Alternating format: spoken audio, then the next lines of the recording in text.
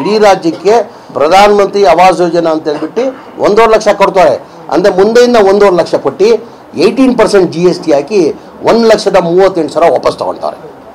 ನೋಡಿ ಬಡವ್ರ ಬಗ್ಗೆ ಎಷ್ಟು ಕಾಲೇಜ್ ಇದೆ ಅವರಿಗೆ. ನಾನು ಕೆಲಸ ಹೇಳೋಕ್ಕೇನು, ನಾವು ಬಡವ್ರಿಗೆ ಇಷ್ಟು ಲಕ್ಷಾಂತರ ಮನೆಗಳು ಕೊಟ್ಬಿಟ್ಟಿದ್ದೆ ಅಂತ ಕೊಡ್ತಾ ಇರೋದು 1.5 ಲಕ್ಷ.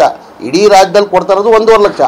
ಅದ್ರಲ್ಲಿ GST ಹಾಕಿ 18% ಬಡವ್ರ ಮೇಲೆ GST ಬೇಕಾ? ನಾನು ಅಸೆಂಬ್ಲಿ ಧ್ವನಿ ಎದ್ದೆ, ಮನೆ BJP ಸ್ನೇಹಿತರಿಗೆ ಕೇಳ್ಕೊಂಡೆ ನಾನು, ದಯಮಾಡಿ ನಿಮ್ಮದೇ ಸರ್ಕಾರ ಇದೆ ಕೇಂದ್ರದಲ್ಲಿ, ದಯಮಾಡಿ ನಿಮ್ಮ ಪ್ರಧಾನಮಂತ್ರಿಗೆ ಹೇಳಿ ಆ GST ಬಡವ್ರ ಮನೆಗೆ ತೆಗೀರಿ. ನೀವು 1,38,000 ತೆಗೆದ್ರೆ ಮನೆ 6 ಲಕ್ಷಕ್ಕೆ ಆಗ್ತದೆ.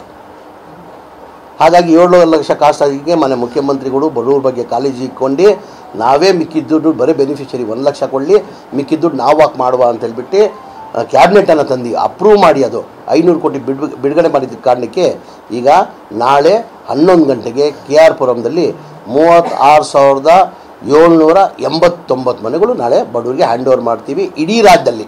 ಉದಾಹರಣೆಗೆ ಗುಲ್ಬರ್ಗಾದಲ್ಲಿ 4 ತಾಲೂಕಾದಲ್ಲಿದೆ, ಅಲ್ಲೇ ವಿಡಿಯೋ ಕಾನ್ಫರೆನ್ಸ್ ಮುಖಾಂತರ ಮನೆ ಮುಖ್ಯಮಂತ್ರಿ ಅಲ್ಲೇ ಹಂಚಬೇಕು, ಅವ್ರವ್ರ ಲೀಡರ್ ಅಲ್ಲೇ ಇರಬೇಕು. Local MLA over it is BJP MLA, JDS MLA, Congress MLA ಅಂತಲ್ಲ, ಯಾರ್ಯಾರು MLA ಆ ತಾಲೂಕವರು ಇದ್ದಾರೆ ಅಲ್ಲೇ ಇದ್ದು ಅಲ್ಲೇ ಹಂಚಬೇಕಾದ್ರೆ ಸೆಕೆಂಡ್ ಹಂತದಲ್ಲಿ ಇದಾಗಿ ಸೆಕೆಂಡ್ ಹಂತದಲ್ಲಿ ಈಗ ಕೋಡ್ ಆಫ್ ಕಂಡಕ್ಟ್ ನನ್ನ ಅನಿಸಿಕೆ 10ನೇ ತಾರೀಕು ಮೇಲೆ ಬರ್ಬೋದು.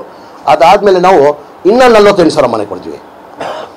ಇನ್ನು 48,000 ಮನೆ ಕೊಡಬೇಕಂತ ತೀರ್ಮಾನ ಮಾಡಿದ್ವಿ. ನನ್ನಂದರೆ ಈ ವರ್ಷ ಒಳಗಡೆ, ಬರೋ ವರ್ಷ 2025 ಒಳಗಡೆ ನಾನು 1,80,253 ಮನೆ ಕೊಡಬೇಕಂತ ತೀರ್ಮಾನ ಮಾಡಿದ್ವಿ. ಟೋಟಲ್ ಎಲ್ಲ ಕಡೆ ಇದೆ. ಗುಲ್ಬರ್ಗಾದಲ್ಲಿದೆ, ಬಳ್ಳಾರಿದಲ್ಲಿದೆ, ಬೆಳಗಾಮಲ್ಲಿದೆ, ಹುಬ್ಳಿದಲ್ಲಿದೆ. ಈಗ ನನ್ನ ಅನಿಸಿಕೆ ಈಗ 20 ಡಿಸ್ಟಿಕಲ್ಲಿ ಕೊಡ್ತಾಯಿದ್ವಿ. ನಾಳೆ 36,789 ಮನೆ ಕೊಡ್ತಾಯಿದ್ದೀವಿ. ಅದು ಎಲ್ಲ ಡಿಸ್ಟಿಕಲ್ಲಿ. ಈಗ ಉದಾಹರಣೆ ಈಗ ಗುಲ್ಬರ್ಗಾಲಿ ಚಿತ್ತಾಪುರಲ್ಲಿ ಒಂದು 900 ಮನೆ ಕೊಡ್ತಾಯಿದ್ದೀವಿ, ಉಡುಪಿದಲ್ಲಿ ಕೊಡ್ತಾಯಿದ್ದೀವಿ, ಕಾರವಾರಲ್ಲಿ ಕೊಡ್ತಾಯಿದ್ದೀವಿ, ಬೆಳಗಾಮಲ್ಲಿ ಕೊಡ್ತಾಯಿದ್ದೀವಿ. ಅಲ್ಲಲ್ಲಿ ಬೆಂಗಳೂರು ಸಿಟಿದೆ ನನ್ನ ಅನಿಸಿಕೆ 8,000 ಮನೆ, 8,700 ಚಿಲ್ಲರೆ ಮನೆಗಳು ಬರೀ ಬೆಂಗಳೂರು ಸಿಟಿ.